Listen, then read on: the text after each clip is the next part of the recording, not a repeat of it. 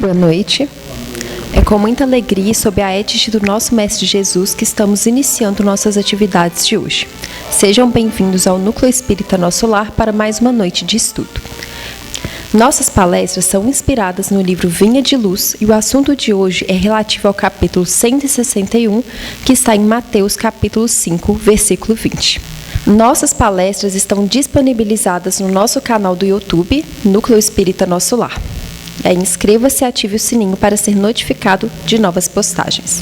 E para falar sobre o tema cristãos, é com muita alegria que convidamos agora o nosso amigo Anderson Faria, que é palestrante espírita e colaborador aqui do Núcleo Espírita Nosso Lar. Seja bem-vindo, Anderson. Boa noite a todos. Mais uma vez aqui juntos, né?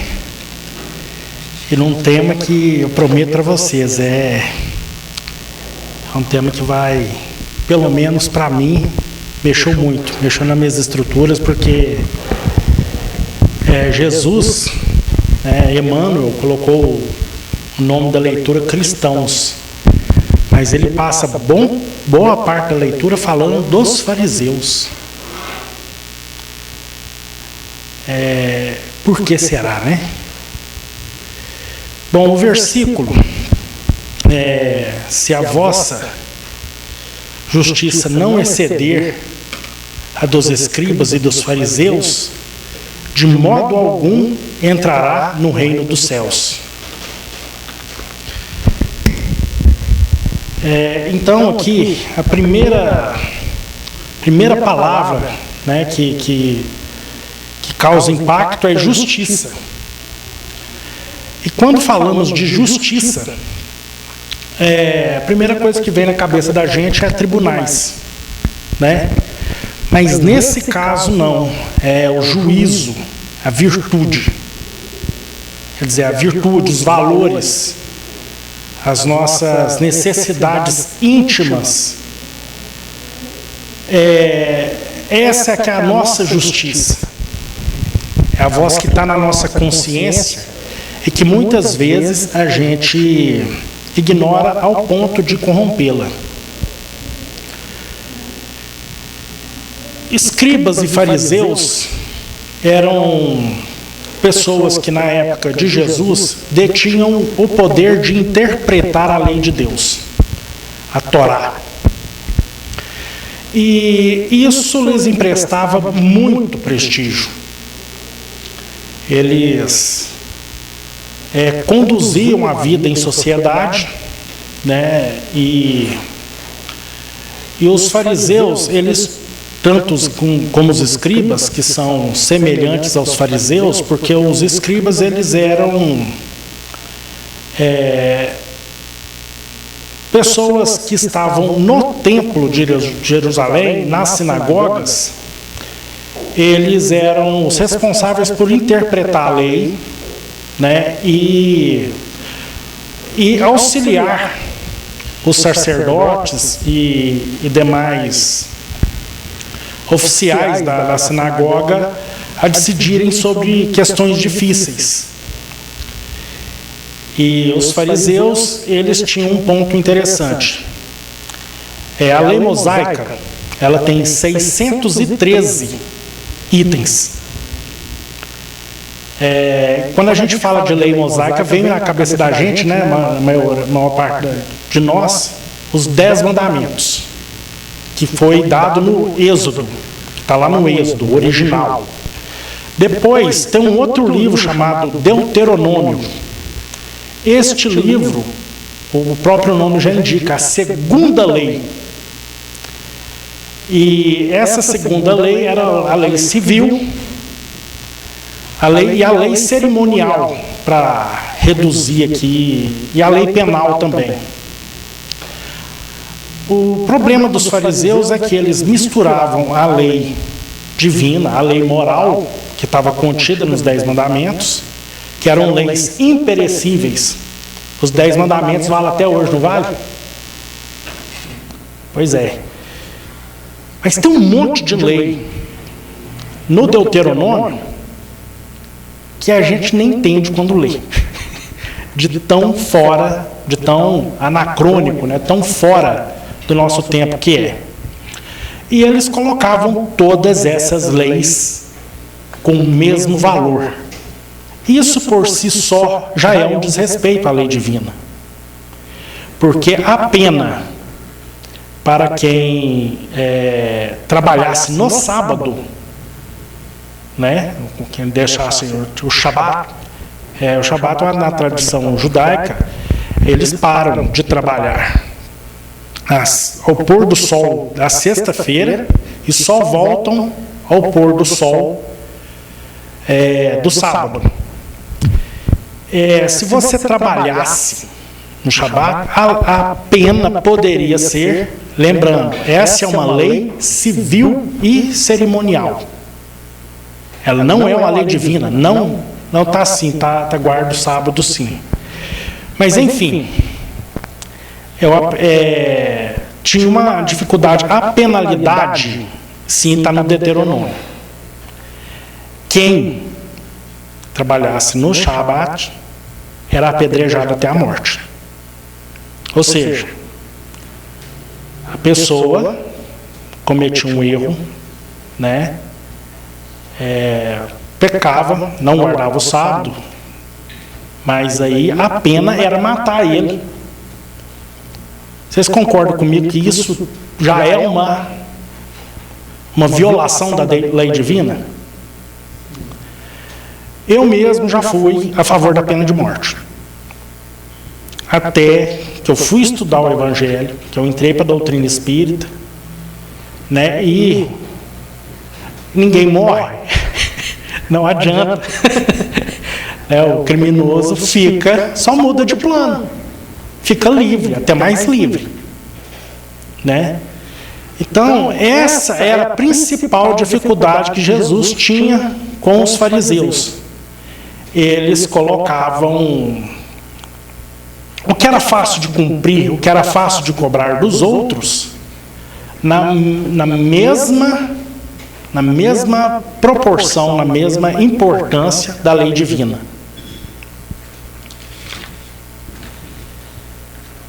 Já falei disso aqui, agora está na hora de começar os slides. Os escribas e fariseus não eram criminosos nem inimigos da humanidade.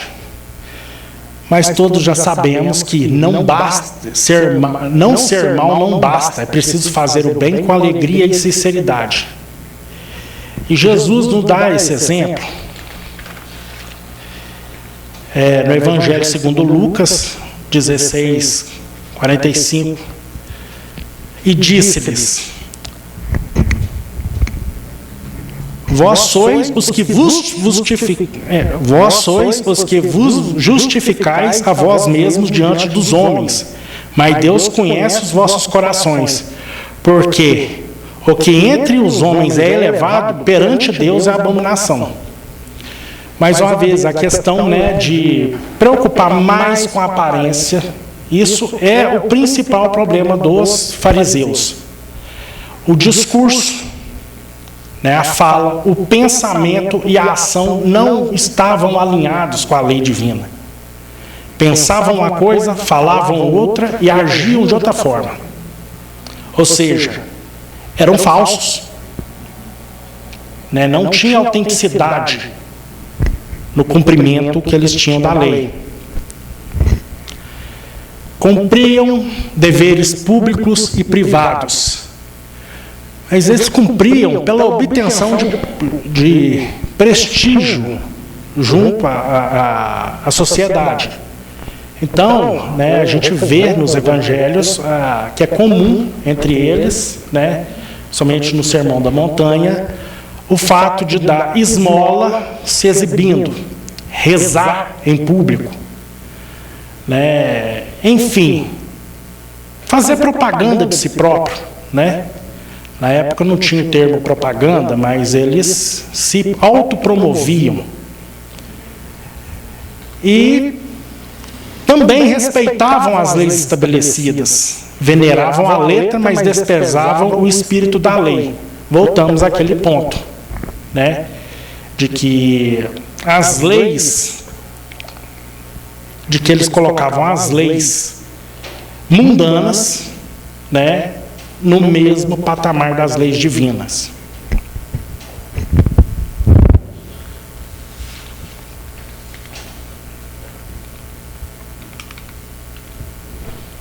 Reverenciavam a lei divina. A reverência que guardavam ao falar não habitava em seus corações. Então, é mais uma vez aquela questão, né? Falavam o que não sentiam. Eram falsos no que sentiam e falsos no que diziam. Atendiam aos preceitos da fé. Viviam a fé como a forma, o rito e a tradição, não como renovação íntima. Somos espíritas e sabemos da lei de progresso. A tradição, ela pode ser uma bênção e pode ser uma maldição no sentido de que o que é bom deve-se conservar, o que é ruim deve ser deixado de lado, né? Só que assim, imagina uma sociedade em que as regras são tão rígidas que pecar contra a tradição, né? Questionar a tradição já é em si um crime. Dá para a sociedade evoluir? É impossível. A pessoa, se ela pensa em mudar um pouco a postura e se renovar, tanto que quando o Messias, tão esperado, chegou, trazendo perfeição, justiça, misericórdia e amor, de acordo com que estava tudo prescrito pelos profetas, eles não acreditaram. Por quê? A tradição interpretou o Messias de forma equivocada. Entenderam que o Messias era um general que chegaria e derrotaria os romanos. Lembrar assim que o Messias para eles sempre ia resolver uma confusão com algum vizinho. E quando chega Roma, e que eles falaram assim, não, a gente não consegue mais sem a ajuda de Deus. E tem o silêncio profético, né? Que antes de Jesus, não me lembro o último profeta, teve um último profeta e depois disso não apareceu mais profetas. Deus não se manifestou através de ninguém mais. Por que esse silêncio? Tinha sido tomada a decisão de que o próximo seria o definitivo. Então,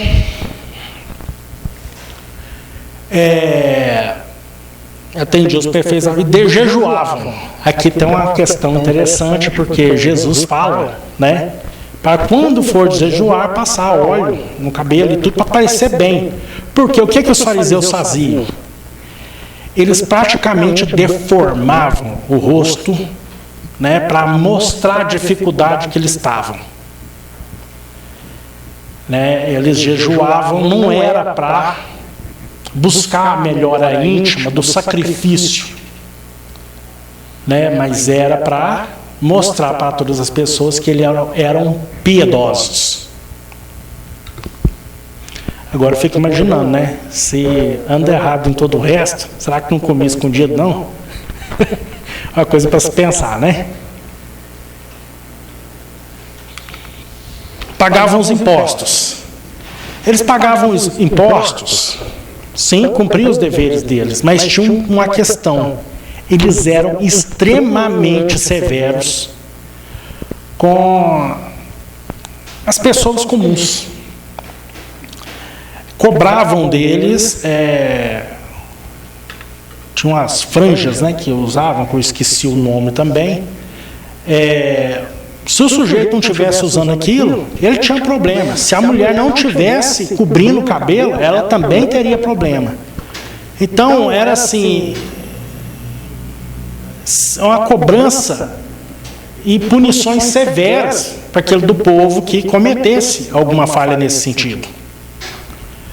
Não exploravam o povo, mas usavam a posição religiosa para controlar o entendimento da lei.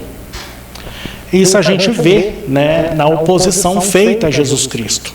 Quando Jesus chegou, eles começaram a colocar uma série de dificuldades, mesmo que Jesus, num primeiro momento, não estivesse perturbando ele. Jesus não foi lá no templo, a não ser na purificação do templo, faltando alguns dias, né, para a prisão dele. Ele não foi lá perturbar eles. Ele ia, fazia o que tinha de fazer. Ele era o Messias, afinal de contas.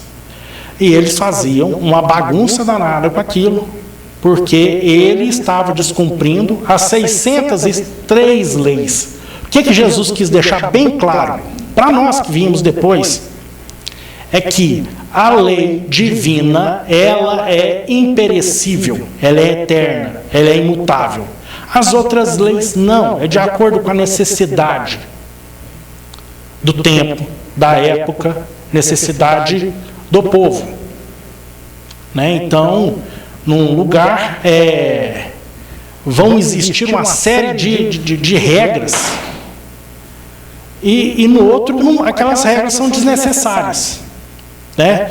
Por exemplo, nos países frios é comum, né, em caso de nevasca e tudo mais, a pessoa bater na porta e quem está do lado de dentro abrir sem nem saber quem é que está batendo e entra para dentro. Por quê? Qualquer outra coisa que se fizer está condenando a pessoa à morte no frio. Então, assim, para nós é impensável, né? Uma pessoa de fora que você não conhece, né, bater na sua porta e falar, não entra, você não deixa. Mas essa regra ela é necessária. Aqui é necessário também não abrir a porta para qualquer um, por outros motivos. Naturalmente, em casa deviam ser excelentes mordomos do conforto familiar, mas negavam o espírito de gratidão, cuidado e renúncia aos pais. Tem uma das 603 leis que é o seguinte, que os bens que você empenhasse no templo como oferta não poderiam ser usados. E o que é que eles faziam? Muitas vezes os pais estavam em dificuldades, né? E Jesus fala sobre isso. Os pais estavam em dificuldades, eles falavam assim, não, tudo que eu tenho está como oferta no templo, o que lhes dava prestígio, mas eles deixavam desamparado pai e mãe. Aí mais uma vez desobedece o mandamento divino, honrar pai e mãe, para quê? Para economizar algum, para ter prestígio com os demais. Lembrando, eles falavam que empenhavam, né, os bens no templo, mas mais uma vez empenhavam mesmo, porque o que Jesus faz é levantar essa dúvida. Entretanto, o emissário celeste considerava que a justiça deles deixava a desejar. Adoravam o eterno Pai, mas não vacilavam em humilhar o irmão infeliz. Repetiam fórmulas verbais no culto à prece, todavia não oravam expondo o coração. Mais uma vez, a justiça deles deixa a desejar, porque quando eles perguntam a Jesus qual é o maior mandamento, Jesus responde, o maior mandamento é amai a Deus sobre todas as coisas, de todo o seu coração, de todo o seu entendimento. E outro semelhante a este mandamento é amai ao próximo como a ti mesmo. Nisto estão todas as leis e os profetas. E quando você olha a tradição judaica, está tudo lá. Tem livros antigos lá que falam que se você esqueceu, né, um fardo, né, um enrolado de trigo para trás, não volte para pegar, para que outro que tenha fome possa se aproveitar desse fardo de trigo. Né? E a esmola era também uma regra. Então, assim, a cultura a cultura, a gente tem que lembrar que a tradição, ela nasce de Abraão. Abraão era extremamente obediente a Deus, ao ponto de que ele colocou Isaac, né? Quando Deus falou com ele, vai lá e sacrifica o teu filho, ele não pensou duas vezes, ele levou, pegou o catatal, subiu o morro, né? Chegou lá na hora de sacrificar, apareceu o anjo do Senhor e falou assim, para, eis ali que está uma ovelha para você sacrificar, né? E aí acontece uma coisa interessante. Noé também foi obediente, mas Noé, ele não intercedeu pelos os que iam ficar fora da arca. Abraão intercede, né, por aqueles que estavam em Sodoma e Gomorra. E tem a ver com o fato de Ló estar lá? Provavelmente sim, mas era fácil, ele poderia ter falado assim, salva o meu sobrinho. Ele falou em salvar a cidade. E usou Ló para isso. Falou, se ela tiver somente o justo, se tivesse por somente o justo, eu salvaria a cidade. Ele vai insistindo, né? Lembra até a parábola do amigo importuno. Então, ele pede, né? Mas chegando lá, aconteceu uma situação toda lá, em que os anjos do Senhor quase são, se é que era possível, né? Mortos. E Deus sabe mais o que lá na cidade. Mas, enfim, de Noé para Abraão, você já vê um progresso. Obediência cega com misericórdia. E mais uma vez, né, humilhavam, né, todo aquele que eles consideravam que eram indignos, né, de alguma forma, do respeito deles. Aqui tem o Evangelho de Lucas, né, 17, 20 e 21.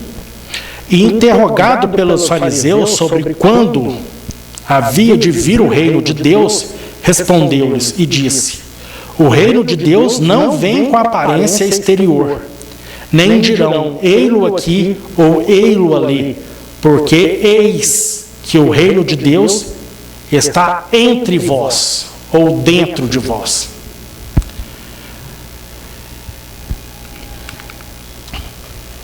Então, mais uma vez, eram corretos na posição exterior.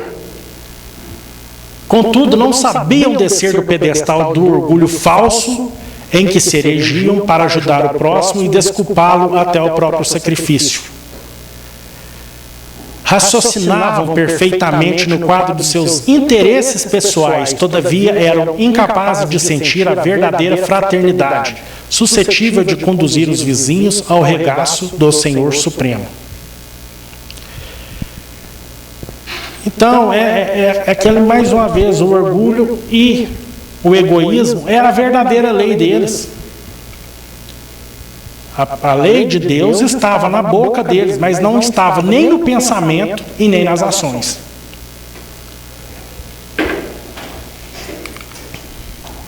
Eis porque Jesus traça aos aprendizes novo padrão de vida. Ele recomenda para nós. Portanto, sede vós perfeitos, como é perfeito vosso Pai Celestial.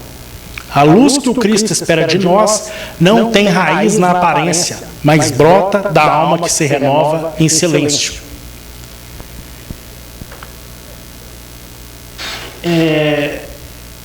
Então, com isso aí a gente percebe uma coisa, que é possível, eu posso estar equivocado na minha interpretação, que o farisaísmo, ser fariseu, é um estado de ação, é um estado de consciência, um estado moral em que a gente se encontra. E quando a gente vê tudo aquilo ali que Jesus fala dos fariseus, eu sou capaz de identificar em mim mesmo várias daquelas coisas. Às vezes em pensamento, às vezes em ação. E isso a gente tem que ter em mente. Somos cristãos, mas Jesus disse uma coisa muito importante que a gente não pode esquecer. Na palestra passada eu até comentei na palestra do Lucas sobre isso, de que o que a gente tem que fazer primeiro, antes de carregar a cruz e antes de seguir o Mestre, é abandonar a si mesmo. É abandonar esse fariseu que ainda está dentro da gente.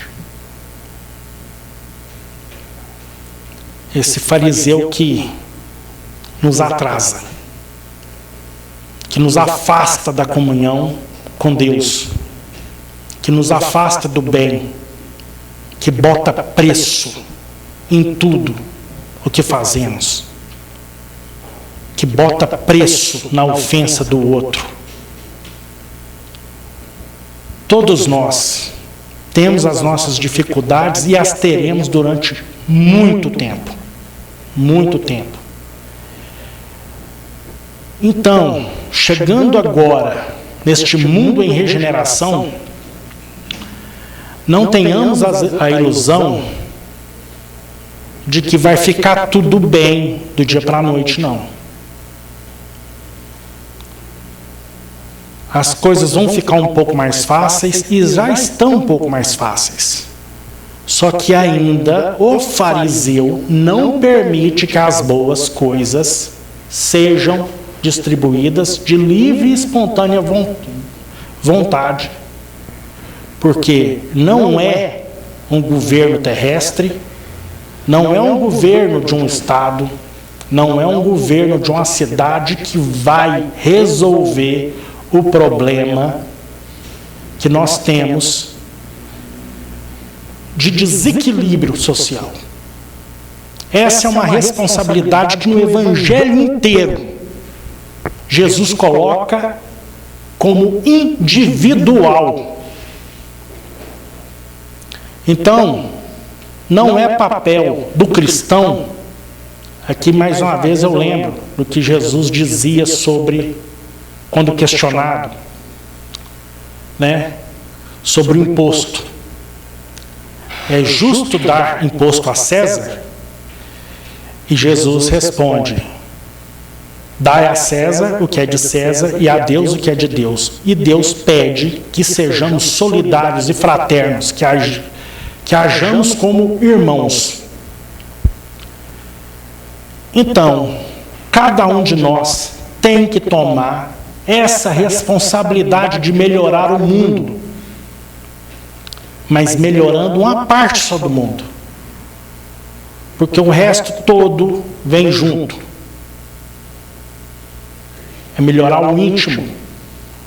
Então, essa leitura, ela, na verdade, ela fala, não é sobre o cristão, é o processo de tornar-se cristão. Começa, sim, na conversão. Quando você fala assim: não, eu aceito Jesus na minha vida. Mas do dia que você aceita até o dia que você se acerta, e muitas vezes não, jamais completamente, Paulo é o maior exemplo disso. Enquanto Saulo, ele estava completamente equivocado. Era, como se diz, era um fariseu nota 10. Tudo que o fariseu fazia de errado, Paulo provavelmente fazia também. Mas quando ele percebe que Jesus era o Messias, que estava ali para libertar todos eles, mas que ele já tinha sido crucificado, ele entendeu: a questão não é só aqui. e ele responde o que muitas vezes, mesmo nós, estudando dia e noite, não temos coragem de falar. Senhor, o que queres que eu faça? Quantos de nós aqui temos a coragem de terminar a oração dizendo assim: faça-se em mim segundo a tua vontade e não a minha? Porque tem consequência. Porque tem consequência. Porque quando você fala isso, você está dando as rédeas para Jesus te dar as provas necessárias para você mudar. E se somos duros, vai doer. Vai doer, porque a gente vai ser dobrado pela vida. Mas é melhor ser dobrado por Jesus do que por outras circunstâncias. O cristão não surgiu na terra para circunscrever-se à casinhola da personalidade. Apareceu com o mestre da cruz para transformar vidas e aperfeiçoá-las com a própria existência que, sob a inspiração do mentor divino, será sempre um cântico de serviço aos semelhantes, exalçando o amor glorioso e sem fim, na direção do reino dos céus que começa invariavelmente de nós mesmos. Pois bem, mais uma vez, aqui está toda a doutrina do Cristo resumida. Larga os interesses pessoais um pouquinho de lado. Coloca a motivação que te trouxe aqui para a terra em primeiro lugar. Todos nós estamos aqui para aprender, para melhorar. Então, se qualquer um de nós aqui chegamos num patamar de falar assim: não, eu já faço muita coisa, desce daí. Esse é o pedestal do orgulho. Porque o egoísmo, ele faz um pedestal. O orgulho faz a gente subir nele. Aí adivinha qual é o papel da vaidade? É te derrubar lá de cima. E uma coisa não trabalha sem a outra. Então, lembrando que tudo existe equilíbrio. Ninguém está aqui falando, não tem isso lugar nenhum na doutrina espírita, falando para você abandonar tudo. Isso é decidido antes de vir para cá. Então, se não tem um chamado no seu coração para você largar tudo, igual foi com o Chico, igual foi com o Dival, segura a bola. Pode ficar tranquilo. Esse tipo de chamado são para aqueles que já cumprem em boa proporção a lei. Aí vamos lembrar do jovem mancebo, né? Mancebo rico. Jesus fala uma série de coisas e eu faço: não, mestre, isso tudo eu já faço. Fala: então, se queres ser perfeito, vá, pegue tudo que tens, vende, dá aos pobres e me segue. Ia ser 13, né? Mas o rapaz não aceitou. Não aceitou. Por quê? Ele tinha muitas haveres, muitas riquezas, com certeza. Mas o principal haver que impediu ele é o apego. Então, é um grande problema que todos nós temos hoje em dia, o apego à nossa opinião, apego ao nosso status, apego às nossas questões familiares, apego a cada detalhe. Tem uma amiga minha que eu amo de coração, eu chamo ela de Marta. Ela chama Marta, não, mas eu chamo ela de Marta. Por quê? Ela acorda muito cedo para arrumar a casa todo dia, de madrugada, porque ela não tem tempo de arrumar durante o dia. E fica sempre cansada, né? Apesar de que pratica esportes e tudo, eu falo assim: para de arrumar tanta casa e vai buscar outras coisas para fazer. O mundo está esperando, o Cristo está não digo desesperado, mas está precisando de trabalhador, né? Então, assim, mas eu fui um pouco veemente, né, nessa palestra, porque ela me pegou de jeito, né? Então, eu gostaria de ler um texto pequenininho que chama A Síntese da Regeneração Moral. Está num livrinho que ainda não foi lançado, que chama Reforma Íntima Descomplicada. O homem de bem vive a lei de justiça, amor e caridade. Gente, isso aqui é a adaptação de 2 capítulos, de 2 itens do capítulo 17, Sede Perfeitos. Né? Não é plágio, não, é só um condensado. Para ficar fácil de decorar. Né? A gente precisa decorar as coisas, não precisa? Às vezes. O homem de bem vive a lei de justiça, amor e caridade. Perdoa, consola, serve, respeita e se esforça diariamente por ser melhor. O verdadeiro espírita é aquele que tocado no coração, transforma-se moralmente e combate com firmeza as suas más inclinações. Não é o discurso, mas a ação. Não é o saber, mas o sentir. Não é parecer bom, mas tornar-se melhor. É isso que define um homem de bem e o distingue do verdadeiro espírita. E assim, só para consolar um pouco, né, os nossos corações, eu vou ler um texto aqui do livro Momentos de Ouro, que é um livro com várias mensagens de vários espíritos. Esse aqui de Humberto de Campos, assinou como Irmão X, mas é o Humberto de Campos. Ele relata um acontecimento no plano espiritual. A diferença. A reunião alcançava a parte final e na organização mediúnica, Bezerra de Menezes retinha a palavra. O benfeitor desencarnado distribuía consolações quando um companheiro o avejou com azedume. Bezerra: não concordo com tanta máscara no ambiente espírita. Estou cansado de tanto tartufismo. Falo contra mim mesmo. Posso, por acaso, dizer que sou espírita cristão?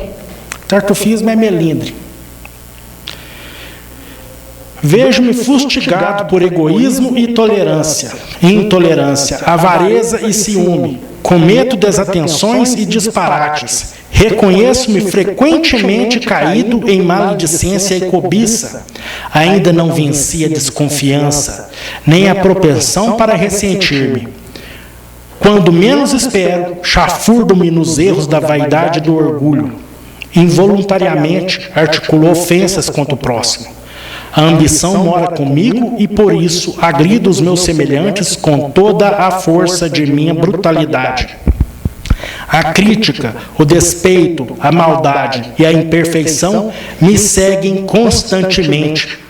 Posso declarar-me espírita com tantos defeitos? Imagina fazer uma pergunta dessa para o Dr. Bezerra de Menezes. Mas o Dr. Bezerra de Menezes já tem uma certa sabedoria. A sabedoria que a gente tem que buscar. A resposta dele foi a seguinte. O venerado orientador espiritual respondeu sereno. Eu também, meu amigo. Ainda estou em meio de todas essas mazelas e sou espírita cristão. Aí o rapaz perguntou, como assim? Como é que pode uma coisa dessa? Aí, Dr. Bezerra conclui, perfeitamente, todas essas qualidades negativas ainda me acompanham. Só existe, porém, um ponto, meu caro, que não posso esquecer. É que antes de ser espírita cristão, eu fazia força para correr atrás de todas elas. E agora que sou cristão e espírita, faço força para fugir delas todas. E sorrindo, ele vai e responde para o rapaz. Como vê, há muita diferença. Então, mais uma vez, reconhece-se o verdadeiro espírita pelo esforço que emprega para domar as suas más inclinações. Então, devemos bater no peito, sim, e falarmos: sou espírita e sou cristão. Mas, quanto antes, devemos silenciar o fariseu que habita no porão da nossa consciência. Então, que Deus abençoe a todos nós. E mais uma vez, sejamos sempre zelosos em nossas caminhadas, seguindo a admirável recomendação de nosso irmão Paulo de Tarso: examinai tudo, retende o bem. Muito obrigado, pessoal. Que Deus abençoe a todos.